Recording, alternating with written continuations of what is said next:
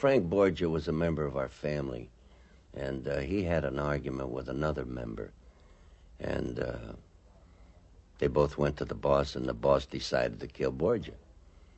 And that's the way it is, you know. Borgia might have been right, I don't know, but they called me and told me to go to San Diego with Frank, and he was going to clip Frank Borgia. So I went to San Diego, and we had somebody bring him in the house, and we choked him and buried him, and that was it. He was a member of our family.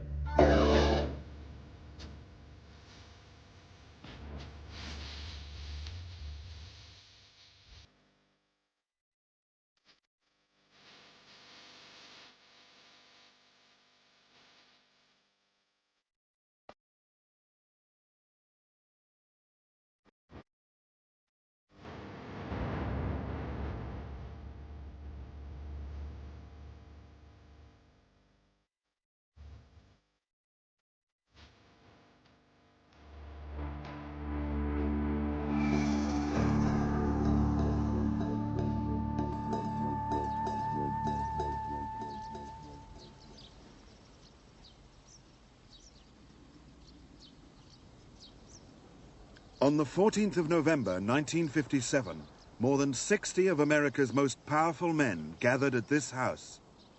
They were deciding the future of an industry worth billions of dollars. They were meeting where they thought no one would ever find them, but it was their bad luck to run up against Sergeant Edgar Croswell, a veteran local policeman with a most suspicious mind. These fellows just did not fit in. They were all extremely well dressed. Most of them had Italian accents. Some, 2 or 3, told us they couldn't speak English at all. And they just didn't fit in with the local terrain or the local people. They were standouts. The men meeting here at Apalachin in 1957 were in fact the leaders of the mafia in America. They were rounded up and interrogated, a humiliation for the warlords of organized crime. 14-carat hoodlums.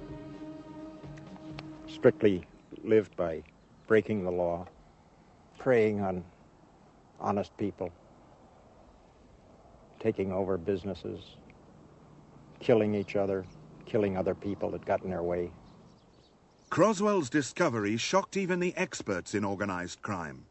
At the time, most police forces in America claimed the mafia did not exist. Apalachin was a bombshell. That's, I think, or at least 25 years later, it's fair to describe it as such.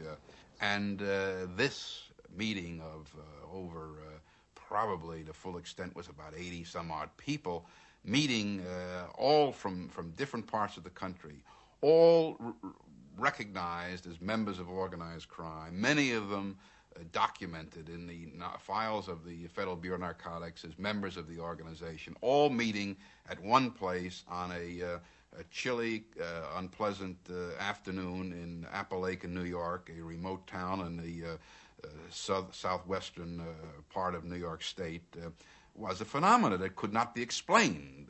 It certainly said more than anything that some form of organization exists. 6 years later, there was another bombshell. The first man from within the mafia to turn public informer appeared at Senate hearings and on nationwide television. The committee will come to order. We have as our first witness today Joseph Valachi, who is... In jail for narcotics, Joseph Valachi was breaking the mafia's most feared commandment, omertà, silence. He was the first ever to reveal the structure of the mafia and the men who ran it. You do solemnly swear that the evidence you shall give before this Senate subcommittee shall be the truth, the whole truth, and nothing but the truth. So help you God. Valachi also revealed its secret Italian name. Are you a member of any secret organization? Yes, I am. What is the name of it? Cosa Nostra in Italian. Cosa Nostra in Italian. Our thing and our family in English. Valachi called it Cosa Nostra rather than Mafia. Helped by huge charts, he named hundreds of men in the crime families or crime armies that made up the organization. He knew the punishment for betraying their secrets. Yes. Senator, can I say something, Senator? Yes.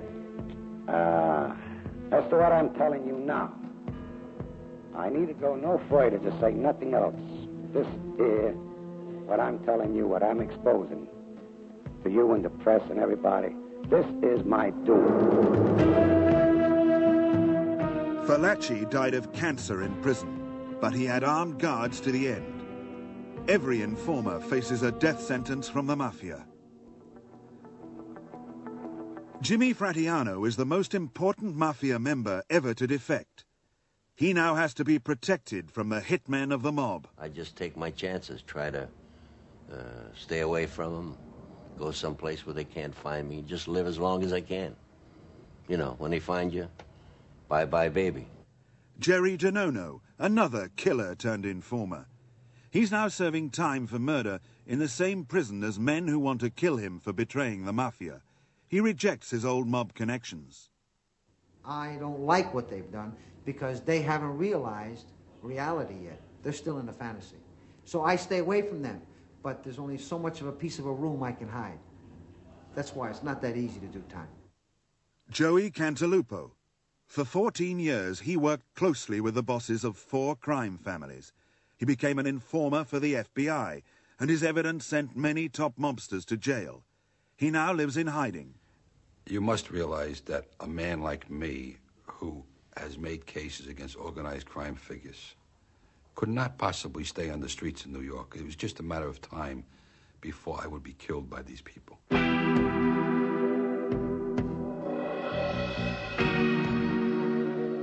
Killing is the mafia's way with informers.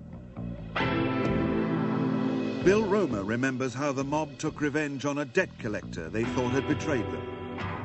William Action Jackson had been a juice collector for the mob, and they thought he had become an FBI informant, which he had not, but they thought he had. And so what they did, in order to try to get him to admit that he had been an FBI informant, they took him, they abducted him physically, and they took him to a meat plant, a meat factory where they hung meat, and they put him up on a meat hook through his rectum. They hung him on this meat hook, 300 pounds Jackson weighed. They hung him on this meat hook. They tied him up so that he couldn't wiggle his way off. And then they got a cattle prod, and they electrified that cattle prod, and they stuck it in his penis. And they left him there, trying, in the meantime, interrogated him concerning his relationship with the FBI, which was non-existent, and they tortured him for 3 days. Never did really kill him, but he naturally expired through the excruciating pain. What is this organization that kills to guard its secrets? There are 25 crime families across America, each structured like an army. The head of each family is called the boss. His deputy is the underboss.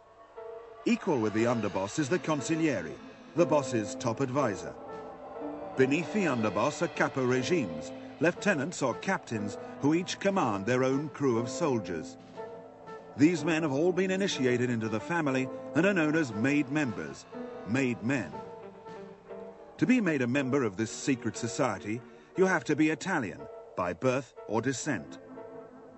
Aladino Fratianno, alias Jimmy the Weasel, born Naples, Italy, 1913.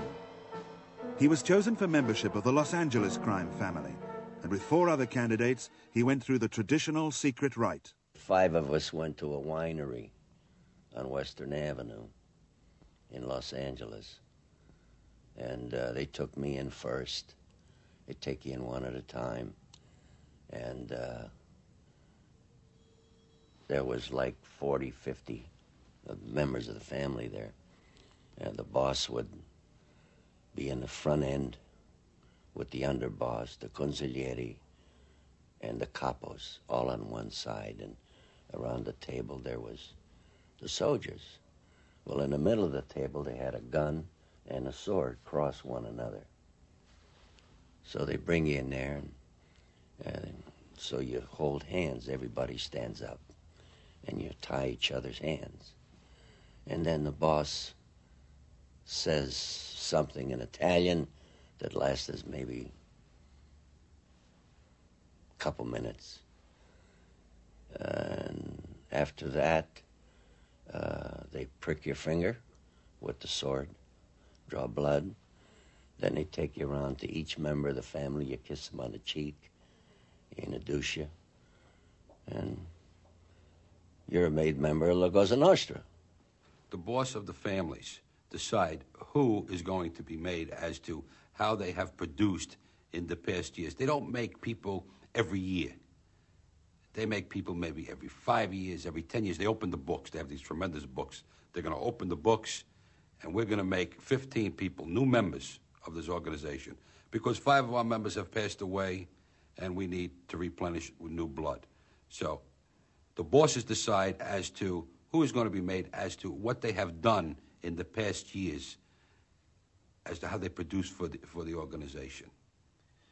And they say if I introduce you to somebody and I say he's a friend of ours, that means he was a member of the family. But if I introduce you to somebody and I say he's a friend of mine, that don't mean nothing. You see, friend of ours means our thing. See, that's La Cosa Nostra. That's in Italian, is our thing. Years ago, they used to make members of organized crime families because of the way they conduct themselves, meaning, you, my friend, go out and you kill Joe Schmo. And you kill Boo Baby. You know, they got all these crazy names. And after you do that, we'll recognize you as being a good fellow and we'll make you a member of our family. They don't do that anymore today. It's more sophisticated. You go out and show me $1 million profit on a certain interest, a certain business deal. And you show us $1 million profit, and we'll make you a good fella. We'll make you a member of our organized crime family. They don't grab me off the street and say, because I shot John Doe in the head twice and did a great job, I now make you a made man, which gives you privilege to a piece of all this action. That's baloney. The soldiers that are in Chicago that are not made are soldiers, associate members, that have to go do burglaries, go do robberies, go rob banks and do extortion and everything else to make a living. Now, they don't get a piece of the pie of this mafia enterprise. The only ones that do that are made are ones that have contributed $500,000, $200,000, whatever you've contributed to this pot, you then take out, and you got a piece of the action. Now you're made. When you're a made member of a family, it demands respect. People under you and people in the street. Once a person is made, the whole world knows he's made. Because it's important to have that statue that, well, now you're made. Now, I demand respect. And you have to give me respect because they know the consequences. You don't fool around with made men. What are we talking about? We're talking about maybe 4,000 people of Italian descent across the United States that are the hierarchy of organized crime. In that group that are servicing these established organized crime members is every ethnic group. You know, you have the Jews, the Irish, the Hispanics, the blacks. They're all involved in in some form of criminal activity. But the established, the organized crime group happens to be the Italians. The detective squad for the borough of Queens, New York City, preparing for an undercover operation against the mafia. The Crime Bosses Summit at Apalachin in 1957 revealed how little law enforcement knew about organized crime. Since then, police forces have penetrated the families by using not just informers, but also bugs, telephone wiretaps, and microphones. And that's what happened to that, on that, what do you call it, that shooting the other day, in the same area. He probably has knowledge of that, you know? All right. I'll get up to talk as much as I can. And you know what the signals are in case you have a problem, right? Right. All right, Peggy, I'm going to have Peggy and John in there, and they're going to be in the next, about 2 booths away from you. Okay. They're going to go in there ahead of you, so it don't look too suspicious. It says, then I'm going to have Teddy and Vinny on the outside. You're going to be, Jack, you're going to have that Kel going, okay? Yes, I'll be recording everything from the outside. Right. Make sure The police know that for every member of a crime family who dies or goes to jail, there is always someone ready to replace him. John? Only the Mafia has this tradition of rebirth and renewal. There were people that I knew when I got started over 20 years ago that were just sons of organized crime members and really not involved. But as in the last 25 years, now these people are capos. They have a crew of their own, and they've made their bones, so to speak, and pay their dues, and now they're, if they have the ability, they're ruling 10 or 15 people that are out there making money for them. August 14th at 13:25 hours. This is the subject with the sunglasses with a close-up. At street level, even a soldier can earn millions of dollars for himself and his crime family. This police undercover film reveals organized crime making money from gambling, bets on the horses and sporting contests, and on numbers, a kind of daily lottery. Subject has handed this subject some money. They look to be very large bills. Money made from gambling on streets all over America helps finance other businesses, such as narcotics. 13:45 hours. This male on the left has a plastic bag in the back of his hand behind his shirt. The bag in this man's hand contains half a pound of heroin, just part of a deal worth $100 million. The white shirt just threw the bag into the automobile. Made men, mafiosi, usually claim they don't deal in drugs. The truth is they have been in the business ever since the Mafia came to America.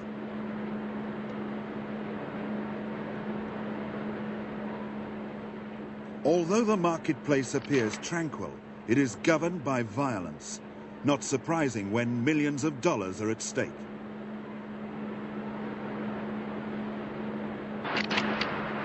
One of the Mafia's most lucrative businesses is loan sharking or shylocking, lending money at extortionate rates of interest that can turn small loans into huge debts. The Mafia moneylenders know that violence or the threat of violence will make the customer pay up in the end.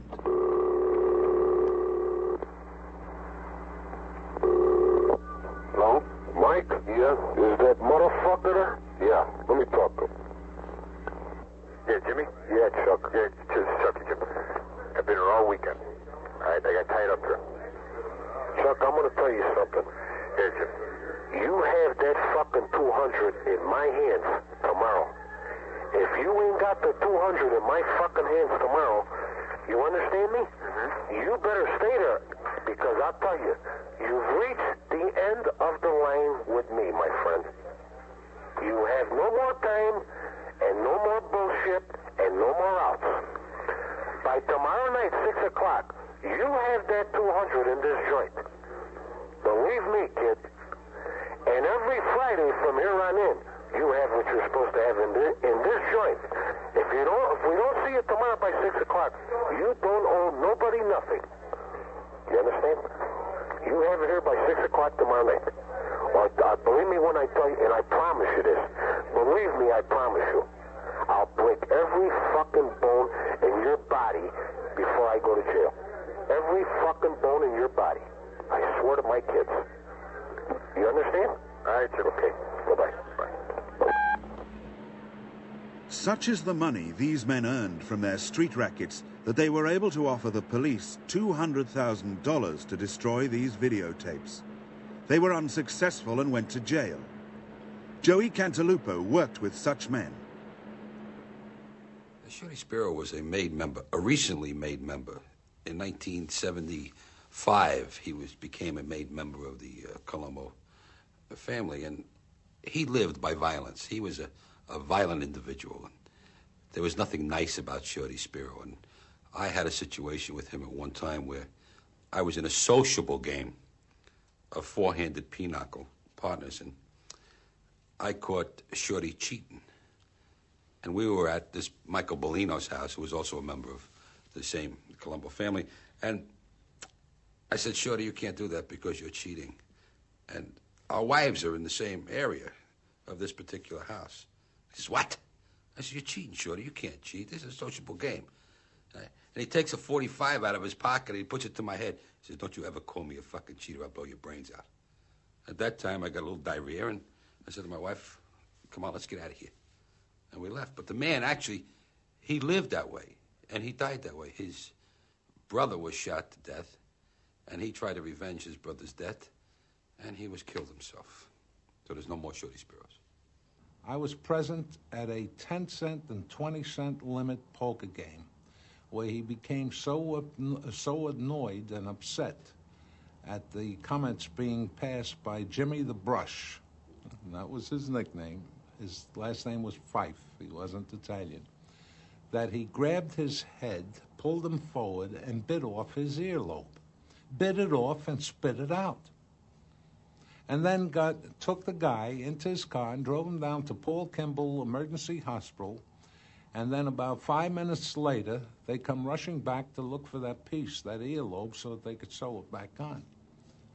That was Nicky Valvano, Nicky Boy. He was the same guy who got a message once that his wife wants to see him. He hadn't been home for several weeks. He had girlfriends all over the place. And so he asked me if I would drive him out to his house, and I did. And we walk into the house. His wife's name was Dorothy. He says, what's the matter, Dorothy? She said, you got to do something about Jojo. Jojo was his son, about 11 years old. What's the matter with Jojo? He's acting up. I was called to school. They want to throw him out. He's unmanageable. You got to do something about him. I said, where is he now? He's out in the back. Hey, Jojo, come here. And I'm trying to mimic his voice with the Italian clip, you know. And Jojo walks in and he says, yeah? Hey, what's the matter with you? Why can't you be good in school? What are you acting up like that? Don't you like school? He says, no, I don't. Hey, well, what do you want to be when you grow up? And the kid says, I want to be a thief, just like you. He says, then pay attention to me. And I witnessed this, and I listened to this, and I'm thinking of my pure kids back home. What am I in with here? I'm ordered to work with this paranoid bastard. I mean, he was your master, wasn't he? No, no. I was ordered to work with him. He was not my boss. But if you knew him, you didn't cross him. Or you didn't argue with him. I'm proud of my earlobes, and I still have them. 90% of the made members of organized crime families have girlfriends. They hold their wives on what we say is a pedestal. Nothing bad happens to their wives. Their girlfriends, they take all over the world. They introduce them to everybody. They enjoy them. They spend their money on them. And eventually they go home to the nice wife who's home baby feeding the babies because they all have a tremendous amount of children. So they keep their wives what we call pregnant and barefooted. And they enjoy their lives with their girlfriends. But they go through girlfriends like they go through veal cutlets. It's big, you know, just turns over. And eventually they give you hand-me-downs. Like this is, I'm Ali Boy Persico, and I'm going out with Dutza. It's a girl. Right? But I used her for about a year or two now. Now, Michael Bellino, you can have Dutza. I don't want to know more. I got something new. I'll never forget this one time, Joe came over to me and he said, come on, I'll eat with you. I was having linguine and clam sauce. I'll never forget it. He said, have a glass of wine. Nancy came over to me, who was Mio's sister.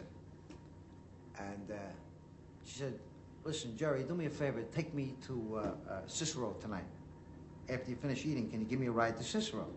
She left the table, and Joe said to me, you don't drive her nowhere. You don't talk to her no more. You stay away from her. I said, I ain't doing nothing. I ain't fooling around with her. He says, no, I'm not saying you're fooling around with her. Don't go near her. I says, why? He says, that's Milwaukee Phil's girlfriend. He was in a federal penitentiary doing time. But that was still his girlfriend, even though he was married. Now, he's married, got kids, but that's his girlfriend, and you ain't supposed to talk to his girlfriend. I laughed. I said, okay. Months later, she was dating, this guy's name is Blackie. He was a bookmaker in Cicero. And Nan went to ask Milwaukee Phil for permission to get married to Blackie. And he's married now. You get this? He's in prison. He gives his permission to her to marry this other guy, this other mustache. All right? Dies. He dies in prison.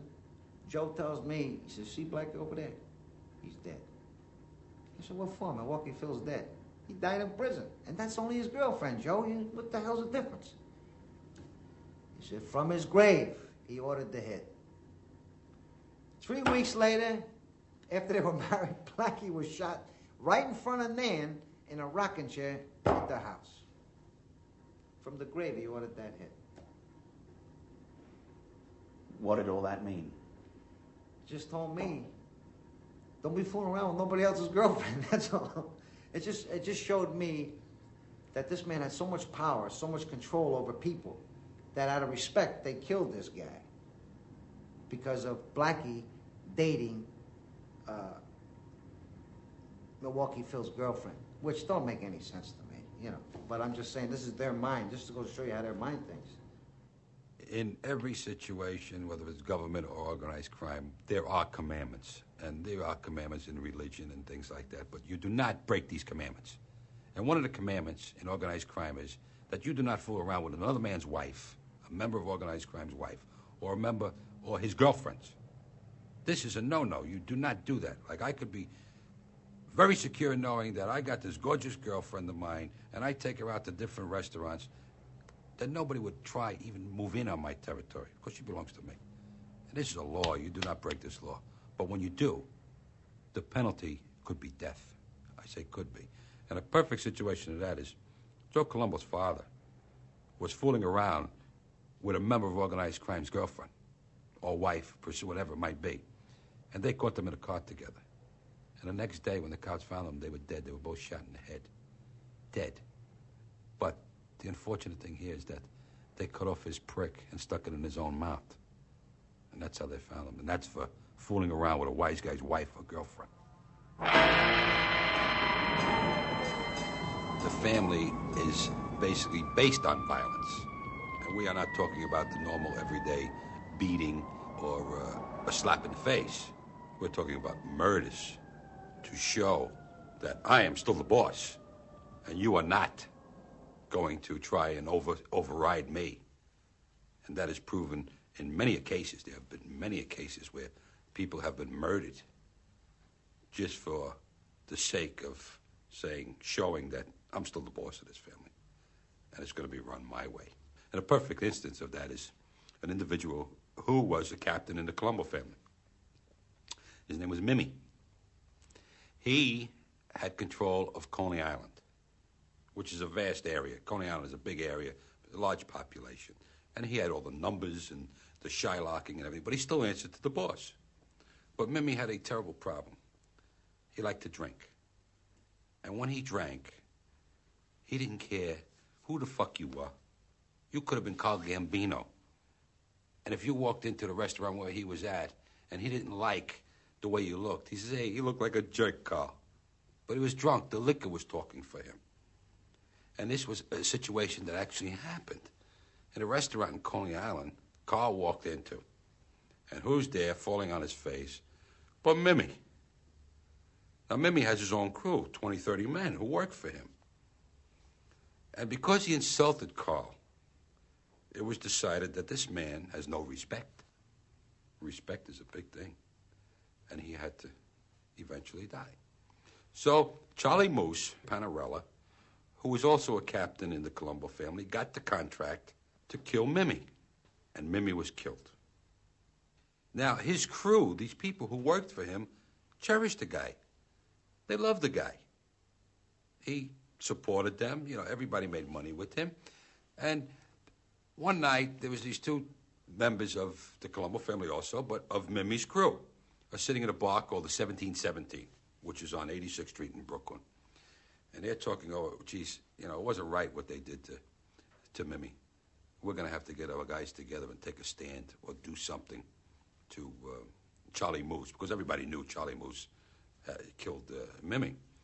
So as they're talking about it, the bartender overhears it. He just goes in the back, he drops a dime, right? Tells whoever's on the other end what's going on. Tommy Babushka and his friend go out to the car across the street, and they get in the car. And the next thing you know, 2 shotgun blasts from a shotgun and they are dead. So this shows you the control that they have over their own people. It's business. Strictly, the murder I was involved with, one murder that I was involved with. The judge, I talked to him from where I was, and he said, that man is your problem. He murdered a client of ours who we did not want nothing to happen to, including me. Not a thing we didn't want, not a hair touched. This kid was on heroin. He went crazy. He committed the crime. He couldn't be trusted no more. He couldn't be controlled no more. He was my responsibility. He was in my crew. That was business. As far as me be able to go to a 7-Eleven store and say, stick him up, I'd be scared to death. Just to rob it, I'd be scared to death. I wouldn't know how to do it. For me to hurt, say, a person like yourself for no reason, just for no reason, I wouldn't know how to do it. I couldn't do it. But business is business. And that was business, my responsibility. He broke our law. He broke our law. So we don't have courts. We got a court, but he wasn't at the court. He got tried, convicted, and executed. Because that was our own little family. And that's exactly how that was taken care of. But it was strictly business. It was in a remote area. Nobody else was jeopardized. No children were jeopardized. No family was jeopardized. Nobody else was jeopardized. In a remote area, take care of business, very clean, neat, end the story, goodbye. That's it. I said, Louis, come on, we'll have a cup of coffee, you know. He's got the money. So as he went in, one guy put his arm around him, Frank Bump and I put the rope on him, and we killed him. That was it. We choked him. There was about 9 people there. Why were they there? Well, I don't know. They were there, you know how they meet or something like that, and they heard that I was coming in with Russian Louis, so they stayed. They were all members of our family, see. So they just stayed. They didn't have to be there. You know, it was just something that they happened to be there, and they just waited around, see. See, most people would prefer not to be around when they see someone being strangled. Well, not people in the family. They're killers themselves, you know. So it didn't mean nothing. Kind of like a cabaret. Yeah, just like a little performance, see. Like a magician. Something disappears, then it comes back. And in this case, nobody comes back? No, they don't come back, yeah. Yeah. The honor amongst the organized crime in the Italian families is tremendous. There is so much honor there that it's not like these fly-by-night organizations or there are other aspects of organized crime other than the Italian organized crime. But the Italian have the honor. The other people don't have any honor. For instance, an individual named Matty the Horse Zarella beat somebody out of money in a deal, and they put a contract out on him. The man was sitting in the car with him and his wife and his 2 kids. They did not shoot the wife or the children. They went up to the car and shot him 3 times in the head. This is honor. If you get another organization like the Blacks or the JDL, whoever it might be, they blow up the whole car with everybody in it. What did you feel about killing people? I mean, did... I don't know. It's hard for me to explain. I didn't have much feeling. Because, you know, I never killed nobody that was innocent. You know, they were all gangsters. You know, they're killers themselves. People that I fooled with, you know, guys that I fooled with were killers themselves. These are the men who lead the crime families of America. Tony Accardo and Joey Aiuppa, joint bosses of Chicago. Joe Bonanno, founder boss of one of the New York families, and Carlos Marcello, boss of New Orleans. They like to portray themselves as respectable businessmen. These men could walk amongst you and you would never know who they were if you did not know them as the individuals that they were. But their reputations were far greater because of all the years of organizing their families, the tragic things that they have done to people, and the people feared them. So they demand respect. Even though they don't go out today and kill people, they would have somebody do it. But during the early years, you can believe that they've murdered people and cut them up and threw them to the fish and all that stuff.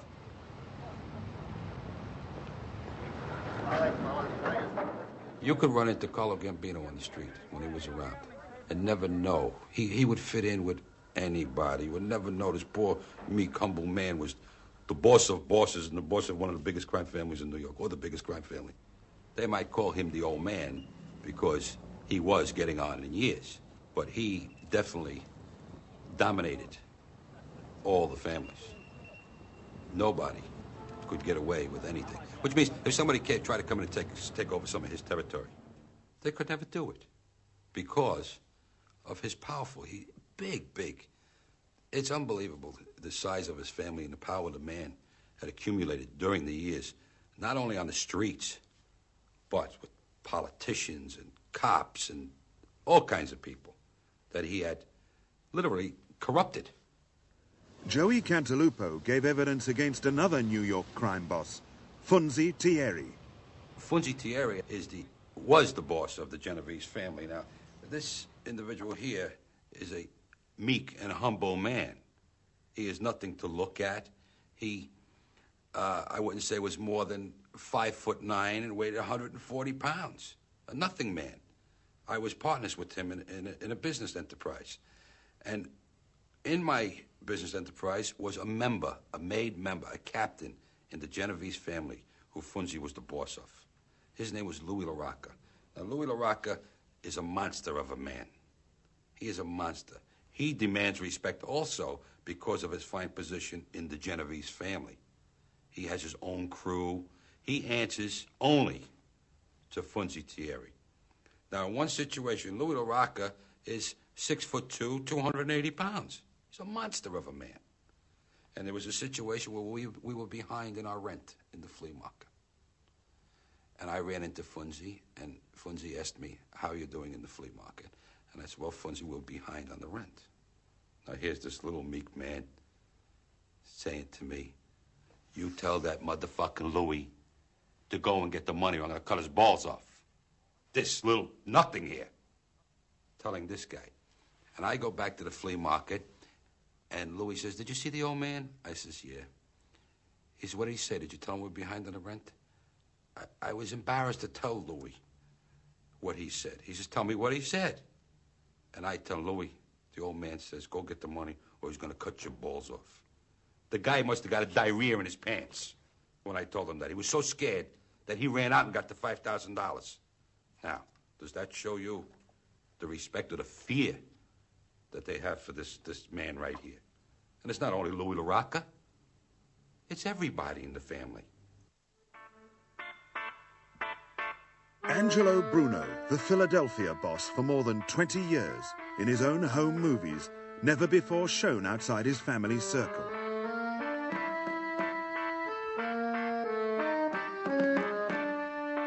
Born in Sicily in 1910, Bruno fulfilled the American dream.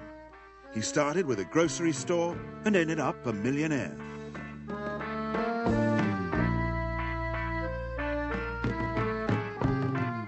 In his private life, he was devoted to his wife and family. He prided himself on being a patriotic American. Bruno always looked more like a grandfather than a godfather. The image of a happy family man helped to further Bruno's reputation as the Gentle Don, a title he earned in 1959 when he refused to kill a rival who was plotting to kill him.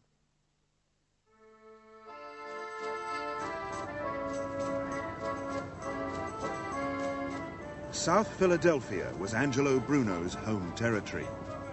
Most people in this Italian neighborhood have no connection with organized crime, but this is where most members of the Philadelphia crime family were reared. Mike Chitwood also grew up here and knows all the city's mobsters, but he joined the Philadelphia police and became its most decorated cop.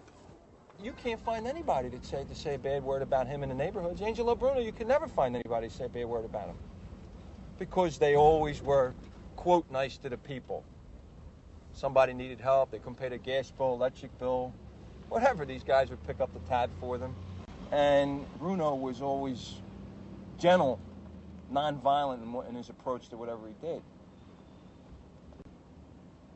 And on March the 21st, 1980, as he pulled up to his house, it was about 9:50 p.m., and the assailant, in all probability, was hidden behind the truck. And as the power window was operated by the driver of the automobile, John Stanfa, the assailant stepped from behind the parked automobile, put a shotgun, probably a sawed-off shotgun, to the back of his right ear, and blew Bruno away. The shooting was gangland style. Angelo Bruno was shot once in the back of the head at point-blank range. It was a sudden death that left the reputed mob boss frozen, his mouth open as if to call for help, but no one would hear him. The horror of Angelo Bruno's murder outside his own home is remembered by his daughter Jean. My father was left in that car for hours, and people kept coming and coming. Finally, the people in the street started shouting, "Take him away, take him away." And they took him away. And I didn't show any emotion, because if I did, maybe some people were glad that he was dead. Evidently some people were, or they wouldn't have killed him. Who do you think killed your father? I can't say, because I'm not positive. Do you think it was people within your community, or do you think it was, you presumably don't think it was the police, do you? My father got to be too good for his own good. A new time was coming. A new time was coming. People were into drugs. People were turned on by rock stars and things like that. The time was coming, and my father was against it when there was a need for drugs, unfortunately. And my father was against this. And a lot of people wanted to make money, most likely. And they were dissatisfied because my father stuck to his beliefs. He didn't even like people around him who drank too much or gambled, things like that. And people misunderstood. And I think, naturally, some people, most of them are probably dead now. Some people wanted him out. Not out, I can't say out because that assumes that he was into something. But people who came to him for advice would always get turned down if it came to drugs. If somebody said, I'm sure, I'd like to go into this, I'm sure my father would say no. The newspapers called him the godfather of Philadelphia, but to his neighbors, he was a good citizen. He was a peaceful man. He wasn't a violent man. How about you, ma'am? Wonderful person. He couldn't be any better.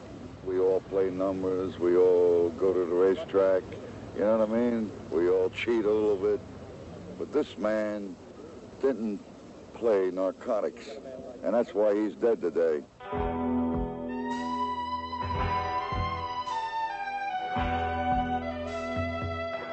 Perhaps Bruno was killed because he opposed drugs. Perhaps younger men simply wanted to take over. Those who ordered his killing probably attended his funeral.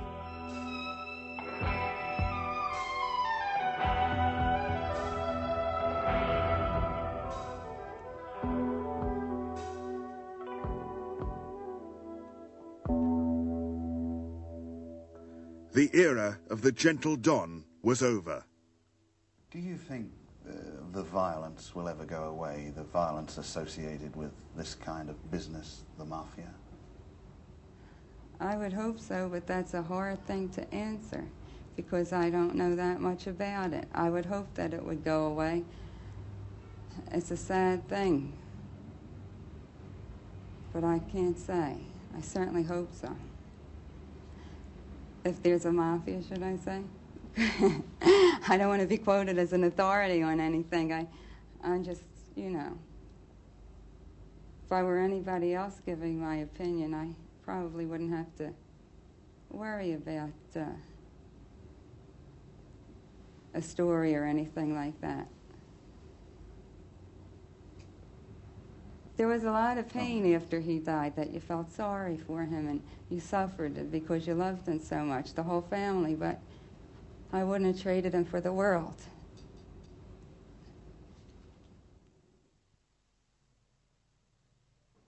This was the beginning of what is referred to as the mob war in Philadelphia. Since that date, at least 18 people with organized crime connections have been killed. And people now see that these gentle, nice guy number writers are not as nice and as gentle as everybody thought. They're vicious, they're animals, they'll kill at the drop of a dime. Police say a killer posing as a flower delivery man knocked on the door of John McCullough's home about 6:30 tonight. He brought in one package of poinsettias. When he returned, he had a gun, and police say he opened fire. The 60-year-old union leader lay on the kitchen floor. Police tried to calm his wife, Audrey, who was standing just a few feet away when her husband was shot. Police sources say tonight's murder of McCullough was an organized crime hit, just as carefully planned as the murder of Angelo Bruno last March. In organized crime, if you're a killer or you're an extortionist or you're a big dope guy, you give respect that maybe you couldn't get as a fellow who worked in a factory or somebody who drove a cab, or drove a bus. Philip Chicken Man Testa, the alleged boss of Philadelphia's underworld, died when a bomb, possibly set off by remote control, exploded in the doorway of his South Philadelphia home. Police are calling it a mob assassination. The explosion was so powerful it shattered dozens of windows and was heard by police cars nearly 2 miles away. I've seen people that I went to school with who were the quietest, mildest, most intelligent people that you would go to school with, and 20 years later you see them now, they're involved in some type of organized crime, whether they're involved in bookmaking, loan sharking. They live fast, they live big, they drive big cars, always have a lot of money in their pocket. And it's part of that mentality that allows organized crime to exist. Police responding to the call immediately recognized the victim of the shooting, 49-year-old Frank Chicky Narducci. Narducci, who had been arrested 55 times, was regarded as a top man in illegal gambling in Philadelphia.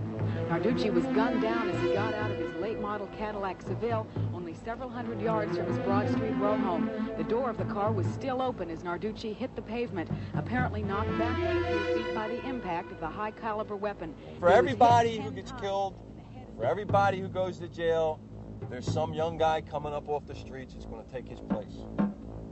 The money's easy. You don't have to work. There's a glamour, there's an excitement, there's a danger. And these are elements that people live by.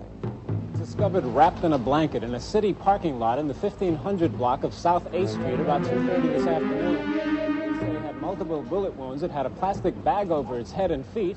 It happened here near the corner of 9th and Christian Street in South Philadelphia's Italian Market. The 26-year-old Testa was sitting outside this home with friends when he was hit by a shotgun blast fired from a passing car. Sindone's body was found in a driveway behind the Murphy's 5 and Dime at 20th and Oregon.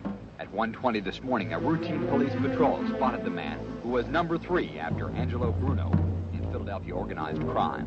Last night, the body of the 43-year-old convicted racketeer was found slumped over the wheel of his silver Cadillac at 11th and Mifflin Streets near an empty playground. The authorities have said the killings are the result of a battle for control of the local mob.